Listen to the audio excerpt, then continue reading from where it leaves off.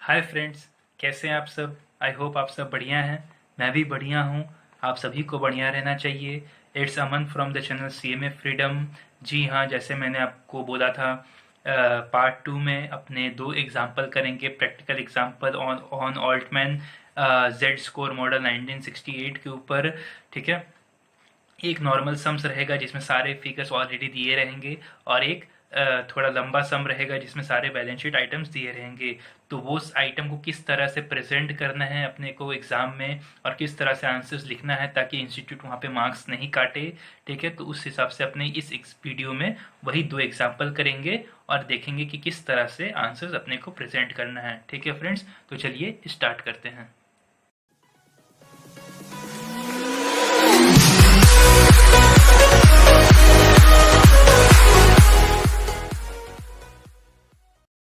Okay, तो अपने example number 1 में आ गए हैं। तो देखते हैं एग्जाम्पल नंबर 1 क्या है। एग्जाम्पल नंबर 1 रीड करते हैं अपने। From the information given below relating to bad past limited, calculate Altman's Z score and comment. तो इसमें अपने को क्वेश्चन को ध्यान से पढ़ना है। हो सकता है ये क्वेश्चन 10 मार्क्स का आ जाए, तो 10 मार्क्स के लिए आपको वैसा प्रेजेंटेशन भी देना है।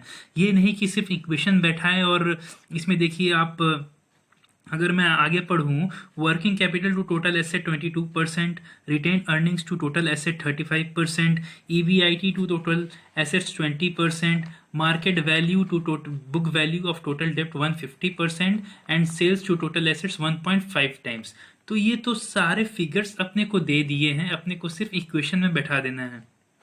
फ्रेंड्स, अपने ये नहीं कर सकते कि सिर्फ इक्वेशन में बैठा के अपने ये एक्सपेक्ट करेंगे कि इंस्टीट्यूट अपने को 10 में से 10 दे देगा। नहीं, यहाँ पे लिखा है कि आपको कैलकुलेट करना है एंड कमेंट भी करना है। तो इसका पूरा प्रेजेंटेशन अपने देखेंगे कि किस तरह से ये होता है। ठीक है, तो अपने को प्रेजेंटेशन किस तरह से करना है आंसर में। अपने सबसे पहले लिखेंगे कि as per Altman's model 1968 of corporate distress prediction. अपने प्रेडिक्शन ही कर रहे हैं कि हाँ, ये कंपनी या फर्म क्या है, बैंकरप्ट है या नॉन बैंकरप्ट क्लास में बिलोंग करता है। ठीक है, स्ट्रॉन्ग है कि वीक है। तो उस हिसाब से अपने को लिखना पड़ेगा कि कॉरपोरेट डिस्ट्रेस का प्रेडिक्शन के हिसाब से। ठीक है, ऑल्टमैन जी का जो इक्वेशन था वो था z is equal to 1.2x1, यानी 5 टोटल वेरिएबल्स हैं। उसके बाद 1.4x2 plus 3.3x3 plus 0.6x4 plus 1.0x5। इस तरह से लिखना है अपने को। और फिर अपने को ये बताना है कि यहाँ पे जो 5 वेरिएबल अपने लिए हैं, x1, x2, x3, x4 and x5, तो ये कौन कौन से वेरिएबल, ये जो वेरिएबल है ये क्या डिफाइन करते हैं। Where x1 is equal to working capital, मैं शॉर्ट में लिख रहा हूं, वर्किंग कैप लिख रहा हूं मैं, working capital to total assets is equal to, अपने सम में कितना दिया हुआ था, 22%। ये देखिए 22%। तो अपने को यहीं पे लिख के बता देना है कि हाँ, अपने इस सम में x1 जो है working capital to total asset है, जो कि इस सम में दिया हुआ है 22%। ठीक है, चलिए नेक्स्ट देखते हैं। x2 क्या बिलोंग करता है। x2 बिलोंग करता है क्या, रिटेन्ड अर्निंग्स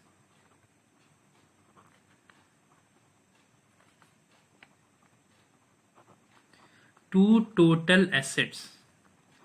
अपने सम में retain earnings to total assets दिया हुआ है 35%।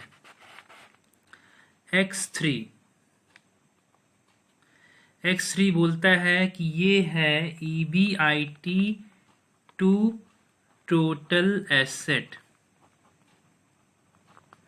ये दिया है अपने एग्जाम्पल में 20%। x4 ये है मार्केट वैल्यू ऑफ इक्विटी, ठीक है, एंड प्रेफरेंस, या फिर मान लीजिए इक्विटी एंड प्रेफरेंस दिया, तो अपने इस सम में सिर्फ इक्विटी दिया है, तो यहाँ पे अपने प्रेफरेंस नहीं लिखेंगे, सिर्फ इक्विटी लिखेंगे, क्योंकि अपने सम में मार्केट वैल्यू ऑफ इक्विटी ही दिया है। तो इस सम के हिसाब से अपने बता रहे हैं कि x4 जो है वो market value of equity is to book value of total डेब्ट है। तो अपने इसी हिसाब से यहाँ पे भी लिखेंगे market value of equity to book value BV of डेब्ट, जो कि है 150%। और अंतिम में आता है x5 जो कि है सेल्स टू टोटल एसेट्स। मैंने बताया था आपको पहले भी कि 5 में से 4 में तो टोटल एसेट्स दिखेगा आपको डिनोमिनेटर में, और बस एक ही जगह बुक वैल्यू ऑफ डेब्ट दिखेगा। तो ये है 1.5 टाइम्स, ये है 1.5 टाइम्स। ओके, यहाँ पे अपने 1.5 टाइम्स था एग्जाम्पल में, ठीक है। ओके, तो अपने चलिए ये फिर सॉल्व करते हैं। Hence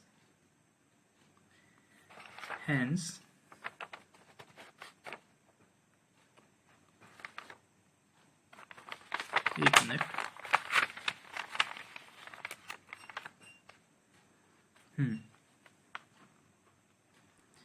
hence Z score is equal to, अपने क्या करेंगे, बस इक्वेशन जो है 1.2 x1 यानी 1.2 इंटू x1 का जो वैल्यू है वो बैठाते जाएंगे। तो 1.2 इंटू 22%, तो ऐसे लिखेंगे अपने 22%, बस ब्रैकेट डाल देंगे, प्लस x2 है, x2 का वैल्यू पहले कितना है 1.4 इंटू x2 अपने यहाँ पे दिया हुआ 35%, प्लस x3 क्या है 3.3 इंटू x3 क्या था 20%, तो 20%, प्लस x4 में क्या था 0.6, तो 0.6 इंटू 150%, प्लस x5 में क्या आता है 1, तो 1.0 इंटू 1.5 टाइम्स। तो अगर अपने करने यहाँ पे बैठे तो इक्वल टू अपने करते हैं, यहाँ पे कैलकुलेटर में देख लीजिए, 1.2 का 22% 0.264, इसे अपने डालेंगे m प्लस में, ठीक है। उसके बाद क्या है 1.4 का 35%, 1.4 इंटू 35% 0.49, इसे भी डालेंगे m प्लस में। उसके बाद क्या है 3.3 का 20%, 3.3 का 20% 0.66, इसे भी डालेंगे m प्लस में। ओके, उसके बाद 0.6 इंटू 150%, 0.6 इंटू 150%, 0.9, इसे भी डालें अपने m प्लस में। और उसके बाद क्या है लास्ट में 1.0 into 1.5 times, that is equal to 1.5, इसे भी डालें m प्लस में। अब अपने मारेंगे MRC, अब अपने क्या करेंगे MRC, तो MRC करते हुए ये टोटल फिगर जो है वो आ गया 3.814, तो अपने क्या है यहाँ पे फाइनल आंसर है 3.814, ये रहा अपना Z स्कोर। तो इसके ऊपर Z स्कोर तो निकाल दिए, लेकिन सबसे महत्वपूर्ण बात ये है कि अपने यहाँ पे कमेंट करना है। तो अपना फाइनल जो प्रेजेंटेशन होगा वो इस तरह होगा, comment as the calculated Z score is 3.814, which is greater than 2.99, जो अपने फिगर बताए थे कल पहला क्लास में 2.99 जो है उससे अगर ज़्यादा होता है तो वो नॉन बैंकरप्ट क्लास में होता है. So it can be strongly, क्योंकि अपने प्रेडिक्शन कर रहे हैं तो यहाँ पे लिखेंगे अपने predicted that the company is a non-bankrupt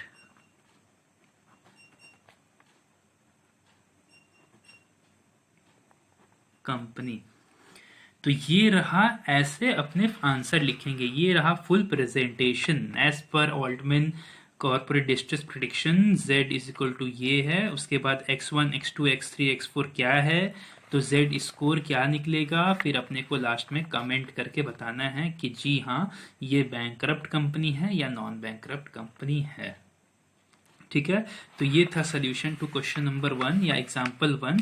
तो अपने आगे बढ़ते हैं एग्जाम्पल 2 में. Okay, moving on to the next example. तो एग्जाम्पल 2 पढ़ते हैं अपने.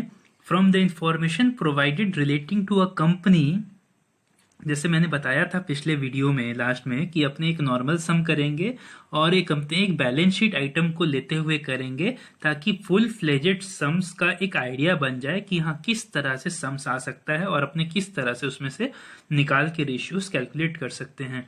तो चलिए पढ़ते हैं. From the information provided relating to a company calculate Altman's Z score and comment. देखिए यहाँ भी ऑल्टमैन जेड स्कोर का कैलकुलेशन करना है, ठीक है, जेड स्कोर एंड कमेंट करना है on the financial condition of the company. तो चलिए देखते एक बार फाइनेंशियल कंडीशन में क्या क्या है. Equity share eight ₹10 each, 2 lakh का इक्विटी शेयर है. तो अपने क्या करेंगे, यहाँ पे 2 लाख का इक्विटी शेयर है, 10 रुपया करके है, तो इसका मतलब 2 लाख डिवाइडेड बाई 10, यानी अपने पास टोटल 20,000 शेयर्स है. ये मैंने क्यों निकाला ये आपको थोड़ा देर में जब हम लोग सम करेंगे वो पता चल जाएगा. यहाँ पे ये ज़रूरत पड़ेगा इसलिए मैंने इसे निकाल दिया यहीं पे. ठीक है, okay. Next 12% preference share capital eight 100 each, 1 lakh का, तो वहाँ पे भी सेम हो जाएगा 100, 1 lakh divided by 100 each, that means 1000 shares है यहाँ पे, अपने 1000 प्रेफरेंस शेयर्स है यहाँ पे.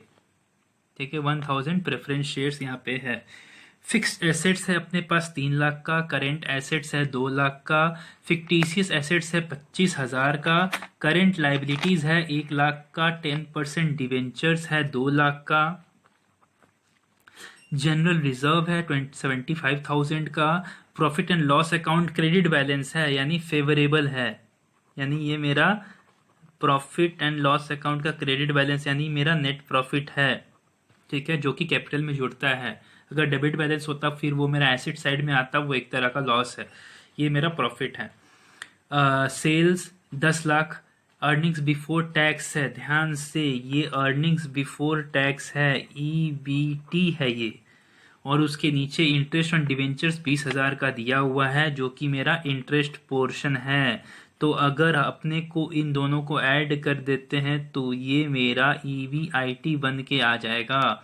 ये सिर्फ EBT था, ये इंटरेस्ट था, तो ये अर्निंग्स बिफोर इंटरेस्ट था, इसमें से इंटरेस्ट का पोर्शन माइनस कर दिया गया है. तो इंटरेस्ट का पोर्शन अगर वापस से ऐड बैक कर देंगे तो मेरे को EBIT मिल जाएगा.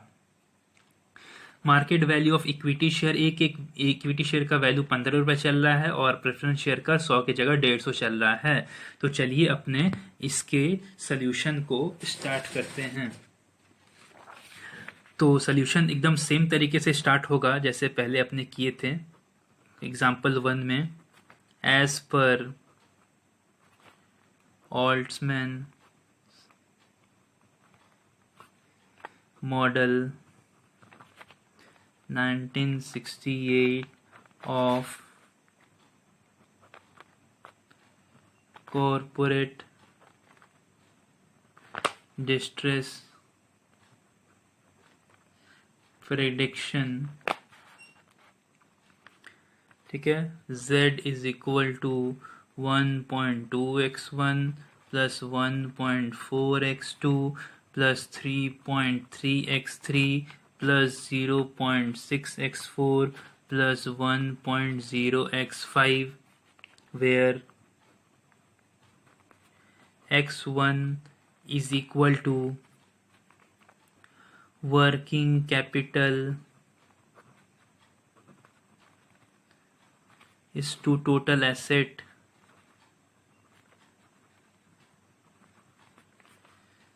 इज इक्वल टू क्या। यहाँ पे अपने डैश छोड़ रहे हैं, यहाँ पे अपने वर्किंग नोट्स लिखेंगे, वर्किंग नोट्स बनाएंगे, फिर उसमें कैलकुलेशन करके फिर अपने यहाँ पे उसको धीरे धीरे करके फिर आंसर्स को पूरा करेंगे। x2 इज इक्वल टू, देखिए मेन सोल्यूशन का पार्ट वर्किंग नोट्स फॉर्म नहीं करता, वर्किंग नोट्स हमेशा अपने अलग से दिखाते हैं और जो अपना सोल्यूशन रहता है उसको अच्छे तरीके से प्रेजेंट करते हैं। यही इंस्टीट्यूट एक फाइनल लेवल के स्टूडेंट से एक्सपेक्ट करता है कि आप प्रेजेंटेशन किस तरह दे रहे हैं। आप अगर प्रेजेंटेशन अच्छा नहीं देंगे तो इंस्टीट्यूट वहाँ पे आपका मार्क्स काटेगा और फिर आपको ये लगेगा कि हाँ मैंने तो पूरा आंसर लिखा था लेकिन फिर भी इंस्टीट्यूट ने मार्क्स क्यों नहीं दिया, क्योंकि इसलिए नहीं दिया क्योंकि आपने प्रेजेंटेशन सही से नहीं किया। आप एक फाइनल लेवल के स्टूडेंट हो, आप आगे सीएमए बनने जा रहे हो, तो ये स्टूडेंट एक्सपेक्ट करता है कि आप प्रेजेंटेशन सही से दे। चलिए तो x2 क्या है, रिटेन्ड अर्निंग्स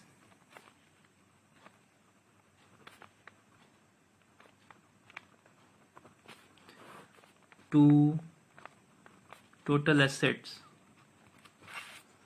x3 क्या था, EBIT to total assets is equal to okay x4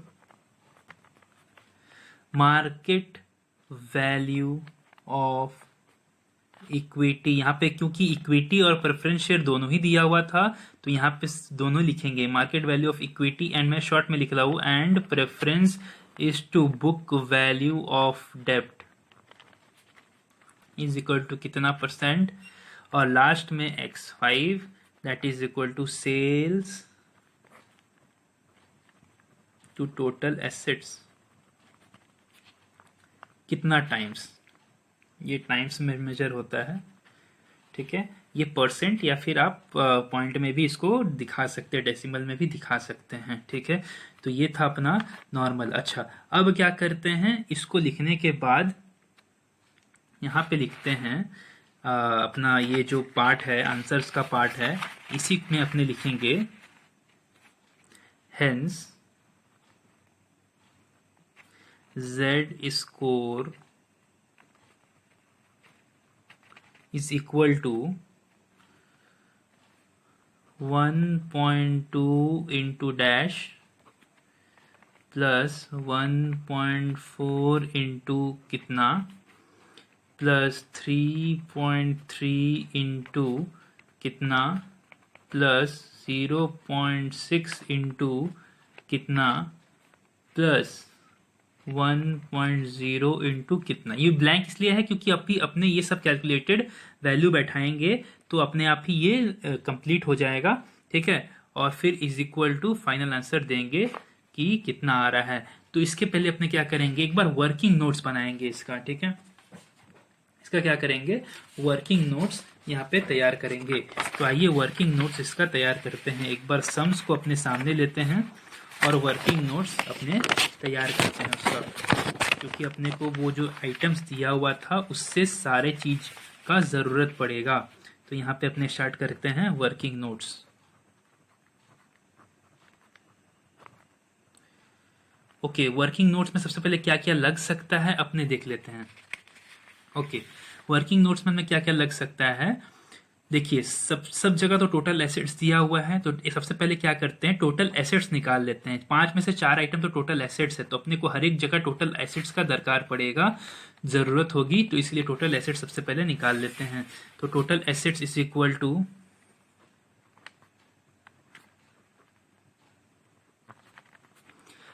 पता है टोटल एसेट्स क्या होता है, fix assets plus current assets is equal to कितना, चलिए एक बार सम्स में देखते हैं कि fix assets plus current assets कितना है। देखिए फिक्स एसेट्स कितना है, फिक्स एसेट्स है अपना 3 लाख का, दिखाई दे रहा है, फिक्स एसेट्स 3 लाख का है, और करेंट एसेट्स उसके ठीक नीचे दिया हुआ है 2 लाख का। तो अपने टोटल एसेट्स मिला के कितना हो जाएगा, 5 लाख हो जाएगा। तो यहाँ पे fix assets plus current assets is equal to 3 lakhs plus 2 lakhs is equal to 5 lakhs। तो अपना टोटल एसेट्स निकल गया कितना, 5 लाख का टोटल एसेट्स निकल गया। अच्छा, फिर उसके बाद क्या दरकार पड़ सकता है, सबसे पहले एक लाइन बाय लाइन चलते हैं। X1 में क्या चीज का दरकार पड़ेगा, अपने X1 में वर्किंग कैपिटल का जरूरत पड़ेगा। तो वर्किंग कैपिटल कैसे निकलता है उसका वर्किंग नोट्स बना लेते हैं। वर्किंग कैपिटल, ऑब्वियस बात है आपको पता होगा वर्किंग कैपिटल क्या होता है, current asset minus current liabilities is equal to working capital. तो आइए देखते हैं करेंट एसेट्स, तो अभी आपको जस्ट मैंने दिखाया था करेंट एसेट्स 2 लाख का है, और यहाँ पे देखिए नीचे करेंट लाइबिलिटीज 1 लाख का है। Current liabilities is equal to 1 lakh. तो उस हिसाब से अपना वर्किंग कैपिटल निकल गया। Current assets 2 lakh, current liabilities 1 lakh, तो ये हो गया टोटल 1 लाख।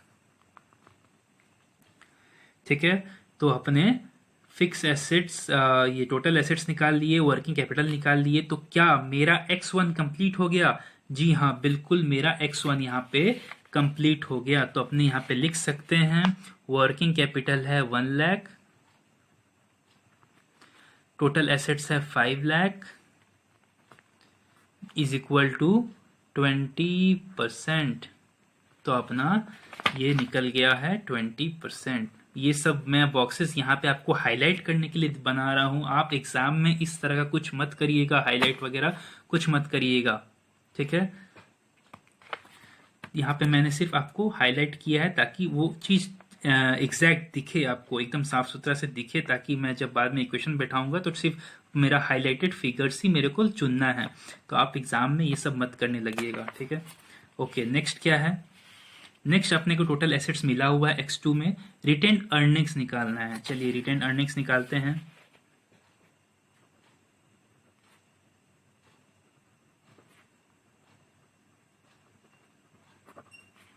रिटेन अर्निंग्स क्या होता है, रिटेन किया हुआ अर्निंग्स, यानी मेरे पास मैं जो पैसा कमाता हूं उसमें से कुछ एक्स्ट्रा खर्च करने के बाद जो मैं अपने पास रख लेता हूं उसे अपने रिटेन अर्निंग्स बोलते हैं। तो यहाँ पे नॉर्मली मैं रिजर्व्स एंड सरप्लस की बात कर रहा हूं, reserves and surplus minus miscellaneous expenditure, miscellaneous expenses बोल सकते हैं। तो मैं मेरा जो रिजर्व्स एंड सरप्लस था उसमें से अगर मैंने कुछ खर्च कर दिया, जो बाकी बच गया वही मेरा रिटेन अर्निंग्स है। तो यहाँ पे कौन कौन सा आइटम अपने रिटेन अर्निंग्स में डाल सकते हैं ये देखिए। सबसे पहले तो अपने जनरल रिजर्व डाल सकते हैं, जी हाँ बिल्कुल, general reserve 1। Profit and loss account, ये मेरा प्रॉफिट है, पैसा कमाया हुआ पैसा है, तो ये भी अपने डाल सकते हैं 2। और तो बाकी ऐसा कुछ नहीं दिख रहा है। एक चीज जो मेरा खर्चा के रूप में, जो मेरा एसेट्स, फिक्टिशियस एसेट्स जो है वो क्या बोलते हैं, fictitious assets are those assets which do not have any recoverable value. तो यहाँ पे फिक्टिशियस एसेट्स अगर मेरे पास है जिसका कोई भी रिकवरेबल वैल्यू ही नहीं है तो ये मेरे लिए एक तरह का खर्चा ही है। तो इसीलिए मैं इसे इंक्लूड करके उससे वहाँ से डिडक्ट कर दूंगा। तो ये अपने ऐड करेंगे, ये भी अपने ऐड करेंगे, ये अपने डिडक्ट कर देंगे। तो अपने यहाँ पे निकल जाएगा मेरा रिटेन अर्निंग्स। तो यहाँ पे क्या हो जाएगा, general reserve plus PL credit balance minus fictitious assets, that is equal to, मेरा जनरल रिजर्व था 75,000।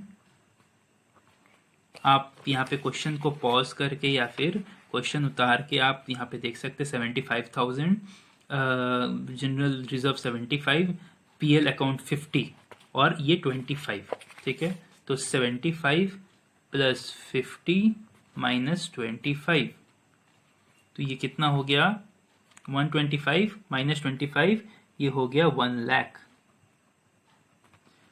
ठीक है। रिटेन अर्निंग्स हो गया 1 लाख। तो मेरे को X2 का भी सारा जो भी चीज वो जरूरत था वो मिल गया।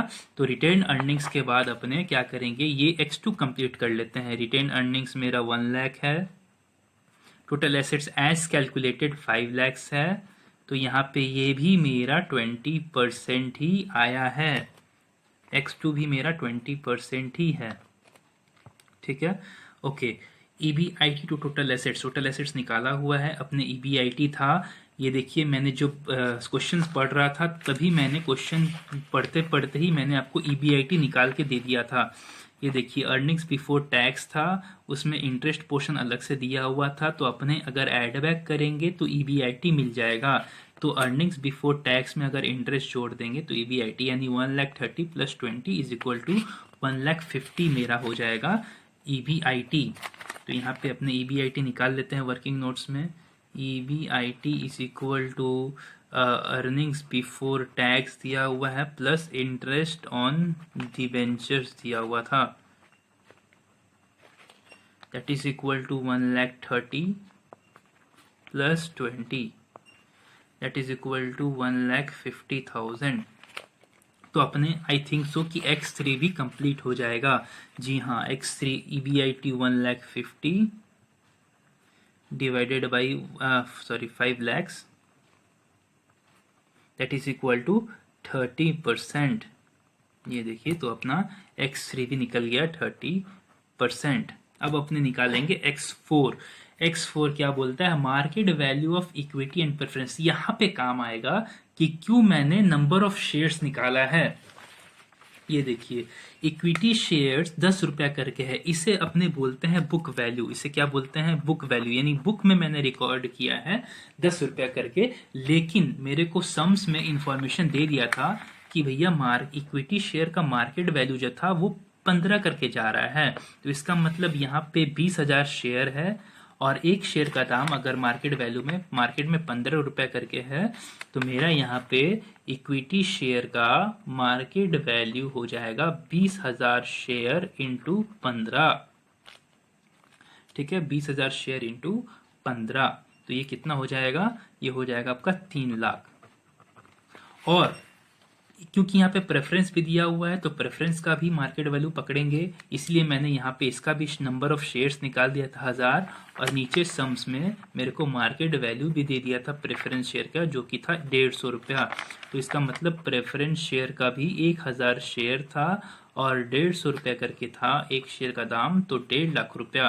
तो इसका मतलब टोटल 4.5 लाख मेरे पास मार्केट वैल्यू है इक्विटी और प्रेफरेंस का। और यहाँ पे बुक वैल्यू ऑफ डेब्ट यानी 10% जो डिबेंचर है उसका, और करंट लायबिलिटीज, ये जो दोनों मिला के, ये दोनों पोर्शन मिला के मेरे को डेब्ट का पोर्शन होता है। ये डेब्ट पोर्शन है मेरा, दोनों करंट लायबिलिटीज प्लस 10% डिवेंचर्स, ये जो दोनों है वो मेरा डेब्ट का पोर्शन है। तो दोनों मिला के 1 लाख प्लस 2 लाख टोटल हो गया 3 लाख, 3 लैक्स टोटल।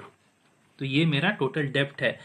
और क्योंकि बुक वैल्यू बोला गया है तो भैया बुक में जो रिकॉर्डेड है उसी को बुक वैल्यू बोलते हैं, जो कि है मेरा 3 लैक्स। तो चलिए एक बार वर्किंग नोट्स में इसको तैयार कर लेते हैं। Market value of equity and preference is equal to equity 10,000 share, sorry 20,000 था जब मैंने वहां कैलकुलेट किया था, 20,000 shares into 15 each, that is equal to 3 lakhs. और प्रेफरेंस का था 1,000 शेयर, एक एक का दाम था 150, तो इसका था 1,50,000, तो total 4.5 lakh. Book value of डेब्ट is equal to 10% debentures plus current liabilities, that is equal to 10% debenture का वैल्यू था 2 लाख और करंट लाइबिलिटीज था मेरे पास 1 लाख। तो टोटल वैल्यू हो गया 3 लाख।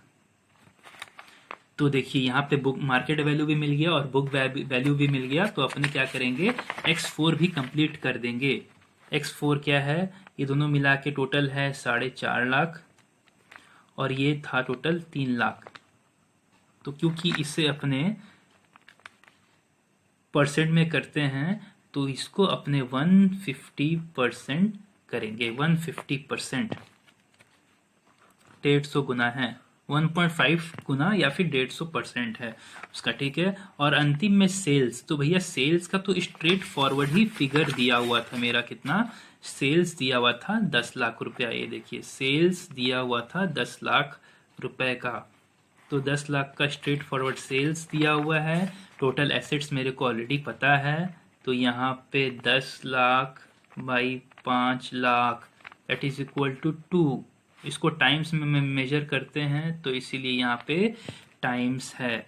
तो यहाँ पे आ गया मेरे को 2 टाइम्स। तो देखिए यहाँ पे अपने क्या हुआ, पांचों चीज x1 x2 x3 x4 and x5 पांचों निकाल लिए। तो चलिए जल्दी से टाइम वेस्ट ना करते हुए z स्कोर पता कर लेते हैं कि अपने यहाँ पे z स्कोर क्या है।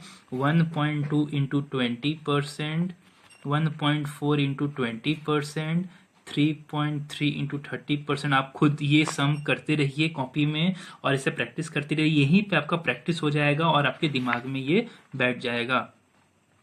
150% कैलकुलेशन खुद से किया कीजिए आप, ठीक है। और ये 2 टाइम्स। तो चलिए एक बार देखते हैं क्या क्या है। कैलकुलेटर अपने लेते हैं और अपने कैलकुलेट करते हैं कि क्या क्या है इसका फिगर, इसका आंसर क्या क्या है। तो चलिए पहले मेमोरी क्लियर कर लेते हैं। 1.2 इंटू 20% एम प्लस, उसके बाद है 1.4 का 20% एम प्लस, उसके बाद 3.3 का 30% एम प्लस, उसके बाद 0.6 का 150% एम प्लस, उसके बाद 1.0 का 2 times that is equal to 2 M plus. अब एमआरसी दबाते हैं ताकि उसका टोटल पता चल जाए। 4.41 यानी अपने यहाँ पे जेड स्कोर कितना आया, 4.41 आया।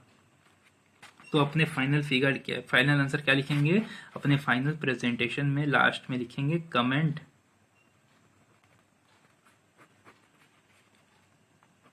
एज द, वही सेम जो अपने एग्जाम्पल 1 में किए थे, as the calculated value of Z score is 4.41 which is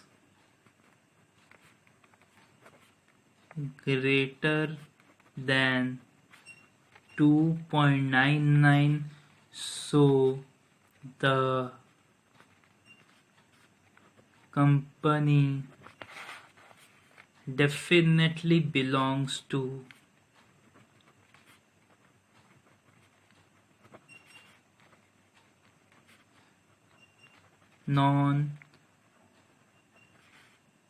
non bankrupt class, ठीक है। तो ये अपने फाइनल आंसर ये किए। हाँ, ये 10 मार्क्स का सवाल आ सकता है यहाँ से।